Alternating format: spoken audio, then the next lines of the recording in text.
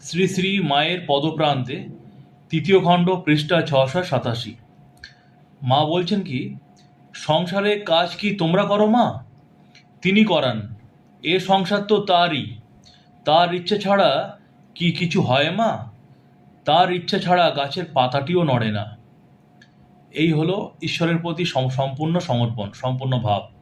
যদি আমাদের সম্পূর্ণ ভাব সমর্পণ থাকে ঈশ্বরের প্রতি এরকম, যে এই জগতে, এই সংসারে এবং আমাদের জীবনের সাথে এবং আমাদের সাথে প্রতিনিয়ত যা হচ্ছে সবই তার অঙ্গুলি হেলনে চলছে। গাছের পাতাটিও নড়ে তার অঙ্গুলি হেলনে। গাছের ডালে ঘুমন্ত পাখি কখনো গাছের ডাল থেকে নিচে পড়ে যায় না, তাকে ধরে রাখে কে? একটা পাখি, একটা পশু এই ঝড় বৃষ্টির মধ্যেও, প্রাকৃতিক বিপর্যয়ের মধ্যেও কখনো অভুক্ত হয়ে মারা যায় না।